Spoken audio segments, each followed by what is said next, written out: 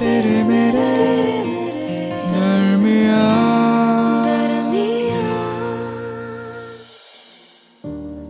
कभी कभी ऐसा होता है ना कि हमारी पूरी जिंदगी ना किसी और के आसपास घूमने लगती है। मतलब उनके आने से पहले हम नॉर्मल होते हैं, ना ज़्यादा खुश ना ज़्यादा दुखी। We are functioning normally with joy and peace, and फिर होती है उनकी एंट्री, तुम्हारी एंट्री, और फिर सब कुछ हो जाता है तुम्हारे बारे में।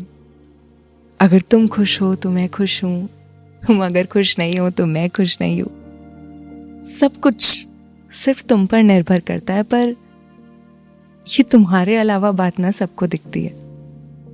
तुम मेरी जिंदगी में ना करीब 3 साल पहले आए थे। मकर संक्रांति का वक्त था, पूरा आसमान रंग बिरंगी पतंगों से भरा हुआ था। आसमान में ना जाने कितने रंगों की पतंगे थी। सारी पतंगे पेश लड़ा रही थी। हर तरफ ऐसा लग रहा था जैसे कि आज का दिन ना सबकी जिंदगी का सबसे खूबसूरत, सबसे खुश दिन है। उसी दिन मिले मुझे तुम बगल वाली छत पर। काफी बॉलीवुड साउंड करता है, पर ऐसा लगा जैसे मेरा परफेक्ट डे आ गया, जिसका इंतजार मुझे कब से था। वैसे तो मैं जानती थी कि तुम एक ही हफ्ते के लिए वहां हो, पर ऐसा लग रहा था ना जैसे इस एक हफ्ते में ना मुझे अपनी सारी खुशियां जी लेनी है। और क्या क्या नहीं देखा हमने। हवा महल से ढलता हुआ सूरज देखा, शहर की अलग अलग जगह का फूड एक्सप्लोर किया, स्टैचू सर्कल की लस्सी से लेकर गुलाब जी की चाय तक पूरे गुलाबी शहर को एक साथ गुलाबी होते देखा है हमने। एक ऐसा रंग है वो जो आज तक मुझ पे वैसे ही चढ़ा हुआ है।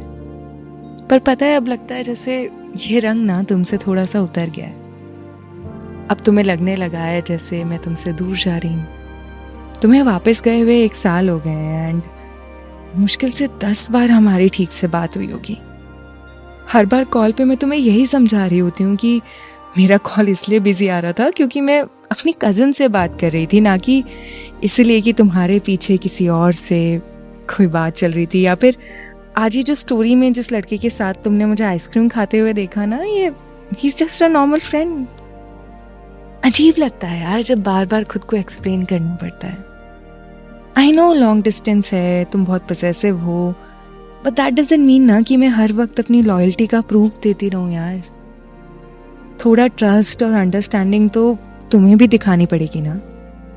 सच बताऊं तो अब मुझे नहीं पता कि इस तरह ये रिश्ता कब तक चलेगा, तेरे मेरे दरमियां। Listen, you're getting it all wrong. I do trust you यार। ऐसा भी नहीं है कि मुझे हर वक्त यही ख्याल रहता है कि तुम किसके साथ हो, कहाँ हो, किसके साथ आइसक्रीम खाते हुए स्टोरी डाल रही हो, या मेरा फोन आ रहा है और वो बिजी जा रहा है तो तुम किससे बात कर रही हो। You are getting it all wrong. यहां पर एक बात क्लियर कर लेते हैं। I trust you, and this trust is beyond everything in our relationship. This is not about you, this is about my past. मैंने शायद तुम्हें बताया नहीं, तुमने पूछा नहीं, but everybody has a past. और मेरे पास्ट रिलेशनशिप में जो ब्रीच ऑफ ट्रस्ट हुआ वो शायद मेरे इस रिलेशनशिप को हैम्पर कर रहा है। एंड आई रियलाइज दिस जब उस दिन तुम फोन पर रोने लगी और तुमने कहा कि why don't you trust me? And that took me back to my past relationship जहां पर I did trust every time, over and over again. और मुझे जो मिला वो सिर्फ धोखा था। छोटी छोटी कैजुअल चीजों के लिए, छोटे छोटे अनइम्पॉर्टेंट लोगों के लिए वो मुझसे झूठ बोलती रही, बार बार बार बार बार बार, और मैं उससे आंखें बंद करके माफ करता रहा क्योंकि आई रियली लव्ड हर। और फिर वही हुआ जो होना था किसी और के लिए। एक दिन वो मुझे छोड़कर आगे बढ़ गई। सालों बाद मेरी तुमसे मुलाकात हुई। दिल को बचा बचा के रखने के सालों बाद मैंने फाइनली किसी पर ट्रस्ट किया। मैंने फाइनली प्यार को फिर एक मौका देने का सोचा। And I know You and her are really different. तुम बिल्कुल भी वैसी नहीं हो. You are head over heels in love with me and so am I.